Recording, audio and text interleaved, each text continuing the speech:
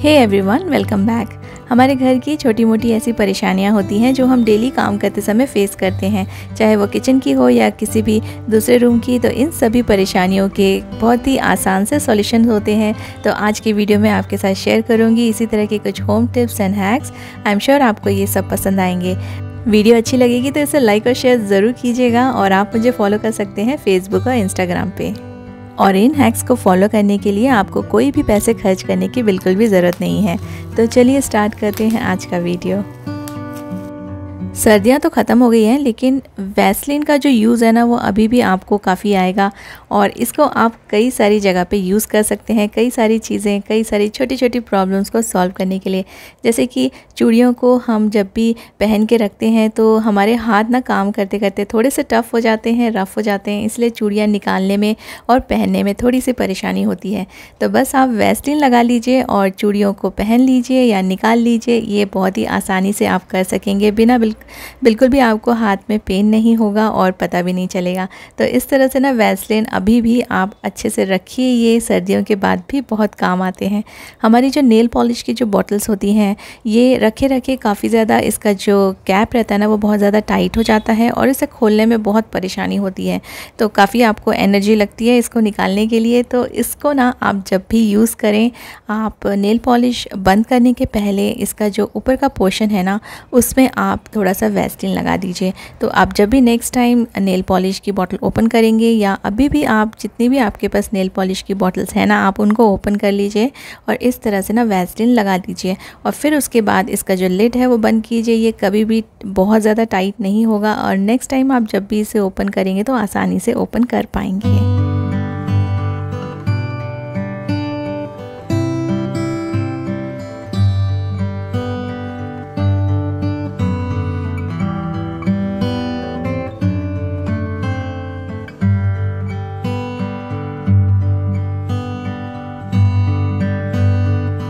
पुराने रखे हुए लॉक्स एंड कीज़ में भी इस तरह से रस्ट लग जाता है और फिर इनको ओपन करना और यूज़ करना बहुत ज़्यादा डिफ़िकल्ट टास्क है, क्योंकि ये ओपन नहीं होते हैं और कई बार चाबी टूट के अंदर ही रह जाती है।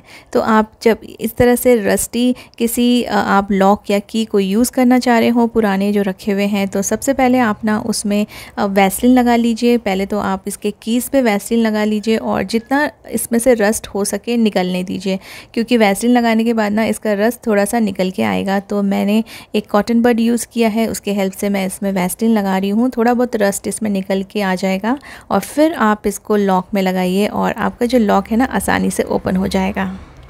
तो चाहे कितना भी पुराना लॉक और की हो, इस तरह से आप वैसलीन लगा के आप पुराने लॉक्स एंड कीज़ को भी फ्रेश कर सकते हैं, यूज़ में ला सकते हैं।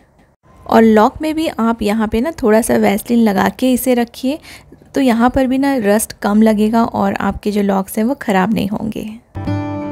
रेज़र्स भी रखे रखे इनमें रस्ट लग जाता है, तो इसके लिए भी आप वैसलीन यूज़ कर सकते हैं। बस किसी भी कॉटन बड में या अपने फिंगर में थोड़ा सा वैसलीन लगा लीजिए और फिर इसके ऊपर आप इसको लगा के तब आप इसको स्टोर कीजिए।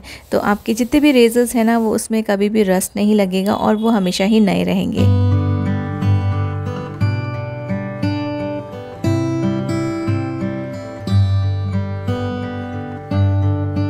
हम जो पाउचेस और बैग्स यूज़ करते हैं उनकी ज़िप भी कई बार अटक जाती है और बहुत ज़्यादा फोर्स करके ओपन करने से ये टूट भी जाती है।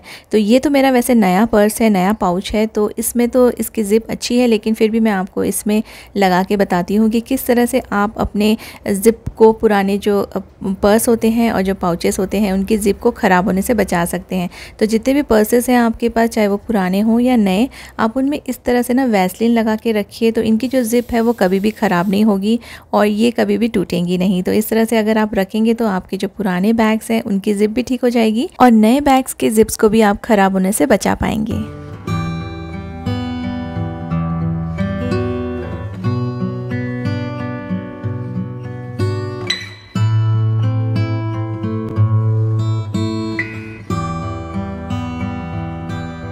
ये वाली जो प्रॉब्लम है ये अक्सर हम किचन में फ़ेस करते हैं। जो भी हम बर्तन यूज़ करते हैं उसके पीछे जो स्टिकर्स लगे होते हैं ना, वो स्टिकर्स तो निकल जाते हैं लेकिन उनका जो स्टिकीपन है ना वो निकलता नहीं है और ये स्टिकीनेस बहुत सारे दिन तक रहता है।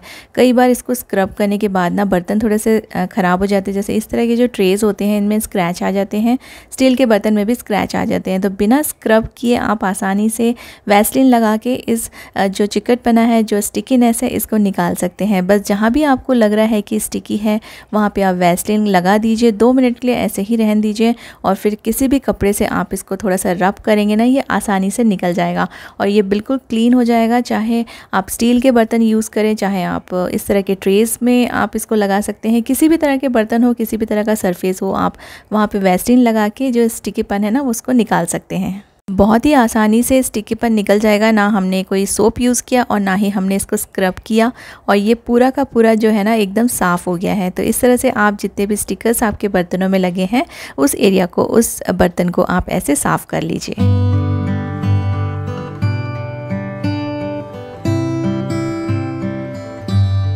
ऐसे बबल रैप्स तो आपके पास बहुत सारे होंगे, बहुत सारे पार्सल्स में, बहुत सारे पैकेट्स में इस तरह के बबल रैप आपको मिल जाते हैं। तो उनको खेलने के अलावा आप दूसरी चीज़ों के लिए भी यूज़ कर सकते हैं। मुझे पता है इसको खेलने में बहुत मज़ा आता है और मैं भी ये काफ़ी बार करती हूँ।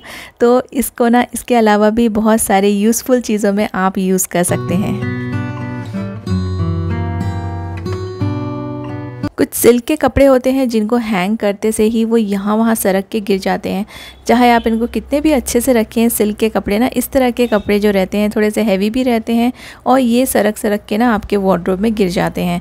तो इसके लिए ना बहुत ही अच्छा सा सॉल्यूशन है। आप अपने हैंगर में इन कपड़ों को हैंग करने के पहले ये बबल रैप का एक छोटा सा पीस इस तरह से रोल करके आप अपने हैंगर में लगा दीजिए। रोल कर लीजिए और फिर इसको एक टेप से सिक्योर कर लीजिए तो ये यहाँ वहाँ हिलेगा नहीं और ये फिक्स हो जाएगा। और इसके बाद आप अपने कपड़ों को हैंग कर सकते हैं। जो भी सिल्क के कपड़े हैं या जो कपड़े बहुत ज़्यादा यहाँ वहाँ मूव हो जाते हैं ना, उस तरह के कपड़ों को आप इसमें हैंग कीजिए तो आपके कपड़े बहुत ही अच्छे से रहेंगे, यहाँ वहाँ गिरेंगे नहीं।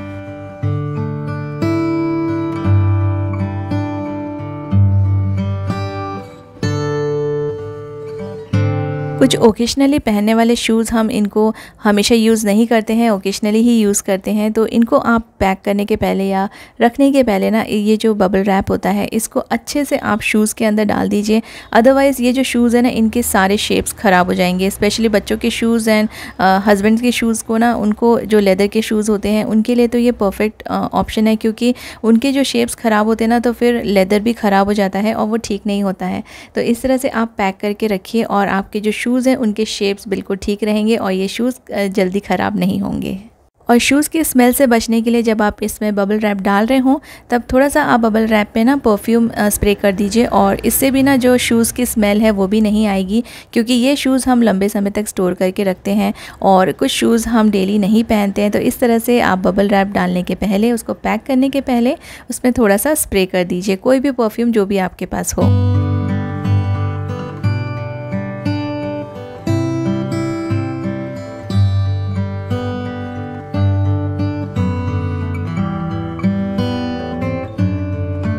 कांच के कोई भी बर्तन, चाहे वो बाउल्स हो या ग्लासेस हो, उनको इस तरह से स्टैक करने के पहले भी आप ना ये बबल रैप यूज़ कर सकते हैं, क्योंकि आप बिना कुछ रखे अगर इनको स्टैक करेंगे तो इनमें क्रैक्स आने का डर होता है और बहुत जल्दी ये टूट भी जाते हैं। तो बबल रैप्स के छोटे छोटे पीसेस कर लीजिए और आपके पास जितने भी कांच के बाउल्स हों या प्लेट्स हों, आप उनके बीच में इस तरह से बबल रैप को डाल दीजिए और फिर आप स्टैक करके रख सकते हैं, चाहे वो ग्लासेस हों चाहे वो बाउल्स हों।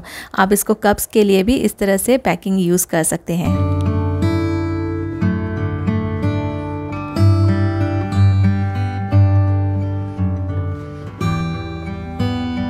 So that is all for today. I really hope आपको आज का वीडियो अच्छा लगा होगा और ये सारे हैक्स आपको यूज़फुल लगेंगे। तो इनको फॉलो कीजिए और मुझे बताइए कि सबसे अच्छा हैक आपको कौन सा लगा। Thank you so much for watching.